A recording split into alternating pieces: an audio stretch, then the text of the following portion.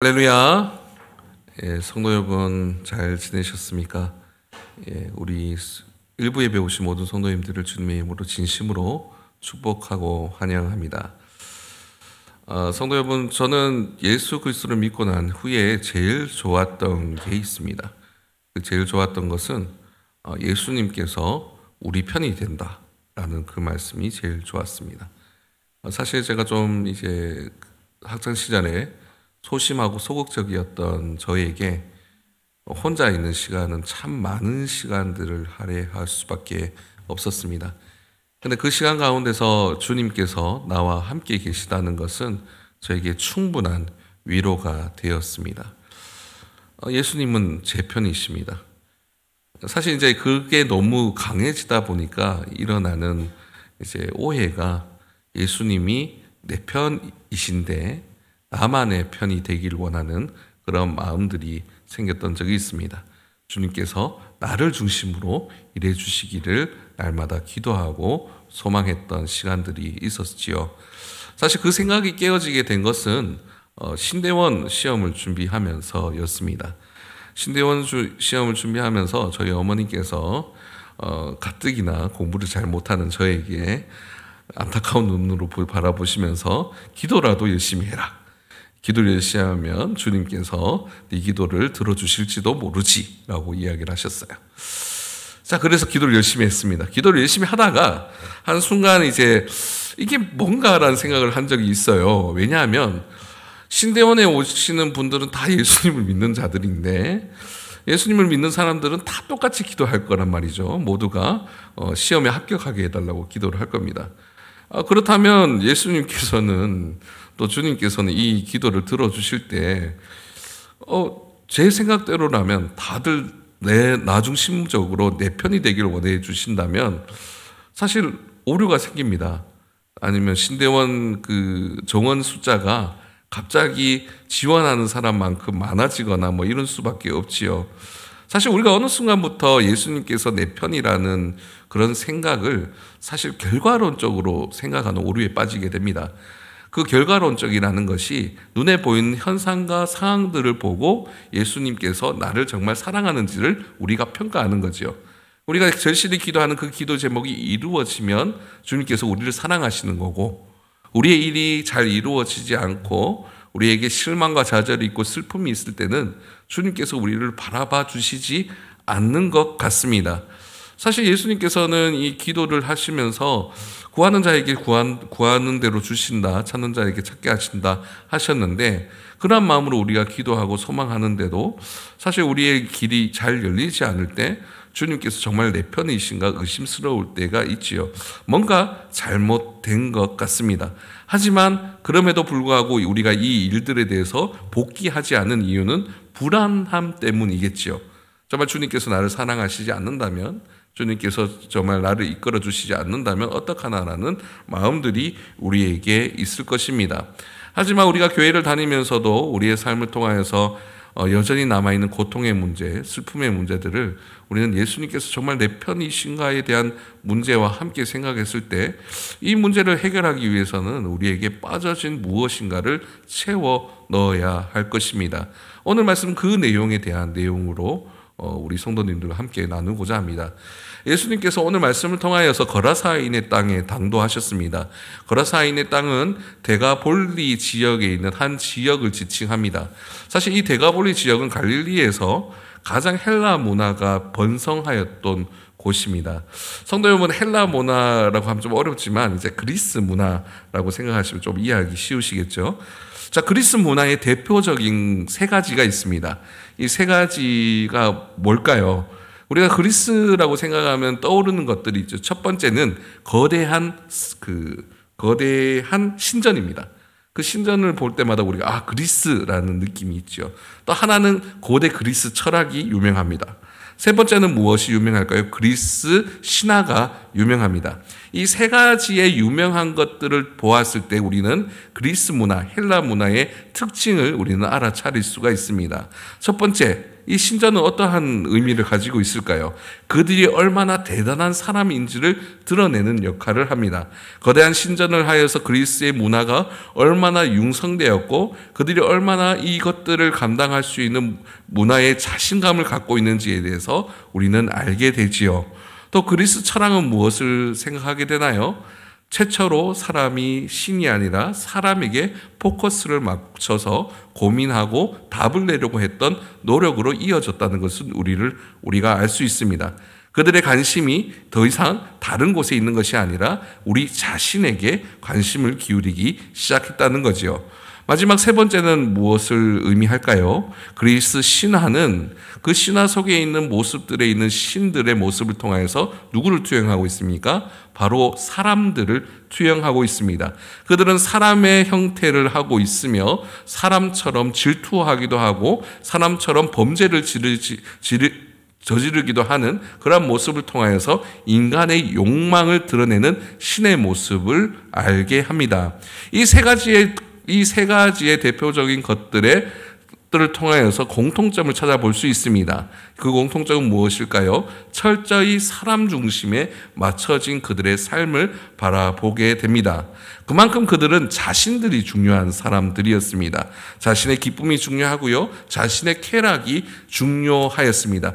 그렇기 때문에 이 데가볼리 지역은 결국 우리가 생각하였을 때 쾌락과 음행이 넘치는 장소일 수밖에 없었습니다. 그런데 우리가 생각을 좀 달리 해야 될 것이 무엇일까요? 우리는 우리의 관점에서 그들을 이해하려고 한다는 거죠. 우리가 보았을 때 그 사람들은 비정상입니다. 사람을 의지하고 그들의 기쁨과 그들이 누릴 수 있는 쾌락을 위해서 어떠한 일들도 서슴지 않는 그들의 모습을 보았을 때 그들이 비정상이라고 우리는 잣대를 내리게 되지요. 하지만 데가볼리 지역에서 살아가고 있는 사람들에게 이 일은 어떠한 일들일까요? 정상적이고 극히 일반적인 일이었다는 것을 우리는 이해해야 합니다. 그들의 삶은 당연히 이렇게 살아가는 것이었습니다. 음행을 저지르고 부정한 삶을 살게 되더라도 그들에게 기쁨이 된다면, 그들의 삶의 이유가 된다면 이것은 그들에게 옳은 삶이었습니다. 그렇게 생각하고 있는 그들의 도시에 예수님께서 당도하게 되었습니다. 사실 이 지역에 방문하였다는 것은 예수님께는 부담이 될 수밖에 없는 일이기도 합니다. 예수님께서 포커스를 맞춰야 될 사람은 누구일까요? 바로 예수 그리스도를 바라고 절실히 바라고 기다리고 있는 유대인들을 향하여서 예수님께서는 나아가셔야 됩니다. 다른 사람들, 다른 문화를 가진 자들, 또 부정한 자들에게 갈 것이 아니라 가장 하나님을 의지하고 소망하는 자들에게 그 복음을 전해 주셔야 되는 것이 당연해 보입니다. 하지만 그 시대의 가장 부정한 곳, 그곳에 예수님께서 나아가셨습니다. 그리고 그곳에서 만난 사람이 누구일까요? 사실 우리가 일반적으로 영향력을 생각한다면 그 지역에 유력한 사람이거나 그 지역에서 가장 많이 배운 사람이거나 모두가 인정할 만한 사람에게 나아가셔야 되는 것이 당연해 보입니다. 하지만 예수님께서는 이 거라사인의 땅에서 만난 사람은 단 한 사람이었습니다. 그 단 한 사람이 누구일까요? 모두가 부정하다 말하는, 누구도 가까이 가지 않는 귀신 들린 자를 향하여서 주님께서는 걸어가십니다. 어떻게 생각한다면 우리가 보았을 때 예수님의 사랑을 의지하고 우리가 바라본다면 예수님께서 정말 그 사랑이 넘치시는 분이구나 라고 생각할 수 있지만, 우리가 그 시대에 데가볼리를 살아가고 있는 사람들이라면 도저히 이해할 수 없는 행동을 하고 계신 것입니다. 자, 예수님께서 귀신 들린 자를 만나셨습니다. 그 귀신 들린 자의 모습은 어떠할까요? 그는 옷을 입고 있지 않습니다. 그리고 무덤 사이에 거주하고 있고요. 집도 절도 없는 상황 가운데 놓여져 있습니다. 이것을 다르게 말한다면 어떻게 생각할 수 있을까요? 그는 수치를 모르는 사람입니다. 자신의 상태가 어떠한지 다른 사람들이 자신을 어떻게 바라보고 있는지 알지 못한 사람이 바로 귀신 들린 자입니다. 또 그는 평안이 없는 자입니다. 그는 자신의 한순간도 평안히 몸을 누일 수 있는 집을 가지지 못한 사람이기 때문입니다. 그리고 그는 철저하게 부정한 사람이었습니다. 제의적으로 무덤은 가까이 가지 않는 것이 정결하다 하는 문화가 있었던 것이 그 시대의 모습이었습니다. 하지만 그는 가까이 가지 말아야 할 부정하디 부정한 무덤 사이에 기거하고 있었습니다. 부정한 땅, 부정한 사람들, 그 중에서도 가장 부정하고 어울릴 수 없는 사람에게 예수님께서는 나아가셨습니다. 하지만 그 사람은 그의 상태를 알고 있나요? 그는 모릅니다. 그가 얼마나 수치스러운지, 그가 얼마나 부끄러운지, 그가 얼마나 죄악스러운지, 그가 얼마나 부정한지 그는 모릅니다. 사실 예수님께서 데가볼리 지역에 있는 사람들을 보셨을 때 그러한 마음이 아니셨을까요? 그들은 이것이 당연한 듯 살아갑니다. 그들의 인간 중심 쾌락을 누리며 그들의 부정한 삶을 살아가는 것이 당연한 상황이라고 생각하며 살아가는 것이 그 지역의 사람들입니다. 하지만 주님께서는 그들에게 이 사람을 대표적인 격으로 두고 말씀을 전하기 위해 이 일들을 이루십니다. 그들이 진정으로 알아야 할 것이 무엇인지에 대해서 말이지요. 오늘 말씀을 통하여서 도저히 소망이 없는 자에게 예수님께서 찾아오셨습니다. 사실 그에게 일반적으로 나아가 두게 된다면 그는 어떠한 소망도 희망도 가질 수 없는 자입니다. 사람들이 그들을 속박하려고 노력하였지만 도저히 관리가 되지 않는 사람이기도 하였기 때문입니다. 예수님께서 그 사람 앞에 다가가셨을 때 귀신 들린 사람은 큰 소리치며 예수님께 자신을 피해가라고 이야기를 합니다. 귀신은 예수님의 존재를 정확하게 인지하였기 때문이겠지요. 예수님께서 자신을 심판하고 또한 자신을 통하여서 내쫓으시라는 것을 귀신은 잘 알고 있었습니다. 그럼에도 불구하고 예수님께서는 이 사람을 포기하지 않으십니다. 자, 예수님의 관심은 어디에 있는지에 대해서 우리는 생각해 볼 필요가 있습니다. 예수님의 관심은 지금의 상황, 지금의 모습, 그가 얼마나 부정한지에 관심을 두시지 않습니다. 이 사람이 얼마나 예수가 필요한 사람인지에 대해서만 예수님께서는 관심을 기울이십니다. 그리고 주님께서는 그에게 다가와서 그 귀신의 이름을 물으십니다. 귀신은 무엇이라고 자신의 이름을 대답하나요? 군대라고 대답합니다. 그냥 우리가 생각했을 때 일반적으로 군대라고 생각을 하지만 로마 시대의 군대는 1000명 이상의 군인들 이상이 되었을 때 군대라는 명칭을 부여합니다. 그러니까 아주 많은 귀신들이 그 사람 안에 머물고 있었다는 거지요. 그렇게 그 사람은 고통스러울 수밖에 없습니다. 그렇게 그 사람은 희망도 없고 소망도 없을 수밖에 없습니다. 하지만 예수님께서 그에게 오셨을 때에 그 소망 없음은 소망으로 바뀌게 되고 희망 없음은 희망으로 바뀌게 됩니다. 귀신들은 예수님께 엎드려서 자신들을 무적행, 결국 그들의 마귀와 그의 수하들이 최후에 거하고 유폐될 곳으로 보내지 말아달라고 부탁합니다. 그리고 귀신들은 눈을 돌려 무엇을 바라보게 됩니까? 근처에 지나가고 있는 돼지떼를 발견하게 되지요. 그 돼지떼에 자신들을 옮겨달라고 명해달라고 이야기를 하게 됩니다. 예수님께서는 그것에 대해서 승인을 하시게 되죠. 생각을 해본다면 돼지는 그 시대의 유대인들에게 가장 부정한 동물 중에 하나입니다. 자, 부정한 것에서 시작돼서 부정한 것으로 끝나게 됩니다. 하지만 그 가운데 예수께서 오셨을 때에 그 부정의 끝이 나게 되는 것입니다. 예수님께서는 이 땅 가운데서 주님의 일들을 이루실 때에 주님의 선택하는 그 방향은 주님이 필요한 자들에게 나아가셨습니다. 그리고 주님의 은혜와 사랑을 통해서 도저히 소망을 품을 수 없는, 희망을 품을 수 없는 그들에게 주님의 복음과 주님의 말씀을 전하여 주셨습니다. 그리고 이 돼지떼가 못살되는 장면을, 예수님의 이 놀라운 일들을 이룬 모습을 돼지를 치던 사람들이 보게 됩니다. 그리고 그 지역의 사람들이 그 돼지떼를 치던 사람들의 이야기를 듣고 예수님께 나와왔을 때에 정결케 되어 있는 귀신 들린 자의 모습을 보게 되고 이에 대해서 두려움을 가지게 됩니다. 사실 우리가 생각한다면 이 말씀의 결과를 보면 사실 조금 허무해 보입니다. 우리가 생각했을 때 우리의 기대는 예수님께서 일들을 이루셨을 때에 많은 사람들이 그곳에 감화하게 되고 또한 주님의 말씀 앞에 나오게 되고 주님을 찾는 이들로 주님의 백성이 되는 것이 우리가 예상하는 반응이겠지요. 하지만 이 거라사인의 땅에 예수님이 그 사역들을 이루셨을 때 이것을 정상적으로 반응하는 일들이 아무도 없습니다. 모두가 두려움을 갖게 되지요. 그 이유는 무엇일까요? 그들은 자신들의 현재를 살아가는 사람들이기 때문입니다. 그들은 지금의 삶에서 자신의 변화를 원하지 않습니다. 지금에 있는 삶이 가장 그들에게 일반적인 것이고 그들에게 가장 상식적인 삶입니다. 하지만 그들의 눈앞에 일어났던 일, 수천 마리의 돼지떼가 몰살당하고 귀신 들린 자가 정상으로 돌아왔던 그 모습을 보았을 때 그들은 예수 그리스도를 감당할 수가 없습니다. 그들은 여전히 비정상에 머물러 사는 사람들이기 때문입니다. 그렇다면 이 땅에 예수님께서 거두신 유일한 결과물은 누구일까요? 바로 귀신 들렸던 자입니다. 그 전에 그는 수치를 몰랐으나 이제는 수치를 알게 되었고, 그 전에 그가 평안을 몰랐으나 평안을 알게 되었고, 그 전에 그가 부정하였으나 정결을 알게 된 자, 바로 귀신 들렸던 자만이 예수 그리스도를 있는 그대로 주님을 따르며 주님을 소망하는 자로 나아가게 되었습니다. 그 이유는 무엇일까요? 그가 예수의 흔적을 가졌기 때문입니다.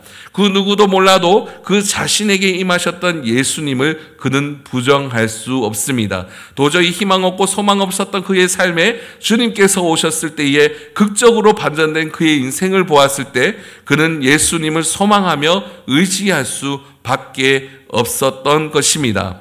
성도 여러분, 오늘 말씀을 통해서 우리가 바라보았을 때 예수 그리스도의 은혜와 사랑이 그에게 임하였을 때 결국 이 지역에서 주님은 그 한 사람을 통하여 주님의 씨앗으로 그 지역에 심겨두게 됩니다.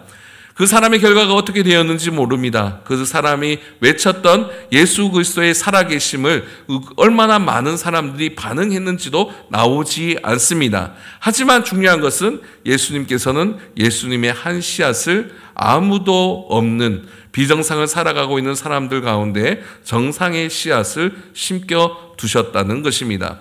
성도 여러분, 우리가 우리의 삶을 통해서 우리 주님과의 관계 가운데 우리가 결과론에 머물러 있는 이유는 무엇일까요? 이미 우리가 주님의 은혜 가운데 응답받은 자임을 우리가 잊고 있기 때문입니다. 성도 여러분, 우리가 살아가는 그 길 가운데 우리에게 어려움이 있을 수 있습니다. 또 우리가 원하지 않는 고통이 있을 수도 있지요. 또한 우리의 삶이 우리의 뜻대로 되지 않을 수도 있습니다. 그렇다고 해서 주님께서 살아계시는 것이 아닐까요? 이미 주님께서는 우리의 삶을 통하여서 주님 앞에 나올 수 있는 은혜를 우리에게 허락하여 주셨습니다. 우리가 자꾸 그 결과론에 빠지는 이유는 우리가 비정상적이었을 때의 우리의 삶을 잊고 있기 때문입니다. 성도 여러분, 우리가 얼마나 좋은 옷을 입고 우리가 얼마나 좋은 학력을 가지고 우리가 얼마나 좋은 직장을 가지느냐가 우리의 삶의 잣대가 아닙니다. 우리가 얼마나 다른 사람들 앞에 좋은 모습을 보이고 있었다 하더라도 예수 그리스도를 만나기 전 우리의 삶은 비정상적인 삶을 살아가고 있었습니다. 우리의 삶의 중심에는 무엇이 있었을까요? 나의 기쁨, 나의 소망, 나의 희망이 결국 진리인 삶을 살아가고 있는 우리의 모습들이 있었지요. 우리는 수치스러운 삶을 살아가면서도 그것이 수치인지 몰랐고 평안스럽지 않은 삶을 살아가면서도 그것이 비정상인지를 몰랐습니다. 또한 우리의 삶이 부정한 삶으로 살아가고 있었지만 그것이 부정인지도 모르는 삶을 살아갔던 것이 예수 그리스도를 만나기 전에 우리의 삶이었습니다. 예수 그리스도를 알게 되었을 때 비로소 우리는 희망을 꿈꾸게 되었습니다. 성도 여러분, 오늘 말씀을 통하여서 예수 그리스도를 만난 귀신 들렸던 자, 그의 삶의 그 이후의 삶은 사실 예수 그리스도를 만나서 그곳에 주님을 전하는 자로 살아가게 되었지만 분명 그의 삶은 고통스럽고 어려울 수밖에 없었을 것입니다. 모든 사람들이 그의 말을 듣지 않았을 거기 때문입니다. 하지만 그럼에도 그 삶이 그에게 기쁨이 되었던 이유는 무엇일까요? 그가 예수 그리스도를 알았기 때문입니다. 성도 여러분, 우리의 삶의 진정한 기쁨은 무엇입니까? 우리의 기도의 제목들이 이루어지는 것, 내가 원하는 것들이 내 원하는 방향대로 나아가는 것, 그것이 진정 우리에게 기쁨일까요? 그것이 우리에게 기쁨이라면 우리는 데가볼리 지역을 살았던 그리스 문화에 젖어있던 그 사람들과 별반 다르지 않는 삶을 살아가고 있는 것입니다. 예수 그리스도께서 우리에게 주신 참된 은혜와 사랑은 우리의 삶의 방향이 나의 길과 같지 않더라도 주님께서 나의 길을 지켜준다는 위안과 위로가 우리의 삶의 진정한 기쁨이라는 것을 잊지 않으셨으면 좋겠습니다. 우리는 연약하나 주님은 강하십니다. 그 강하신 주님을 의지하고 소망하며 나아갔을 때에 우리의 결말은 주님의 놀라운 하나님의 나라임을 주님께서 말씀하고 있는 것입니다. 성도 여러분, 하나님 예수 그리스도께서는 결국 이 땅 가운데 그 거라사인의 지역에서 한 사람을 구원하여 주셨습니다. 그리고 그 한 사람이 예수 그리스도를 내 편으로 삼고 살아가게 하셨습니다. 그 일들을 통하여서 주님은 놀라운 은혜와 사랑이 그 지역을 통하여서 퍼져 나가기를 원하십니다. 그가 뛰어나지 않아도 됩니다. 그가 뭔가 다른 사람들 위에 군림하지 않아도 됩니다. 그가 원하는 삶을 통해서 다른 사람들을 통하여 다른 사람들에게 인정받지 않는 삶을 살아가도 됩니다. 그가 예수 그리스도를 알고 누리며 기뻐하는 삶을 살아가기만 하면 됩니다. 성도 여러분, 예수 그리스도의 일을 우리의 삶을 통해서 이룰 수 있는 방법은 어렵지 않습니다. 예수 그리스도를 기뻐하는 겁니다. 예수 그리스도의 은혜와 사랑을 통하여서 우리가 만족하는 겁니다. 우리의 상황과 환경과 지금에 있는 우리가 도저히 받아들일 수 없는 슬픔 위에서도 주님께서 살아계심을 우리의 입술로 고백하는 것입니다. 그 고백을 통하여서 우리의 이웃이, 우리의 가족이, 우리의 주위에 있는 모든 환경이 예수 그리스도를 노래하게 될 것입니다. 성도 여러분, 오늘 말씀을 통하여서 진정한 주님의 은혜와 사랑을 회복하셨으면 좋겠습니다.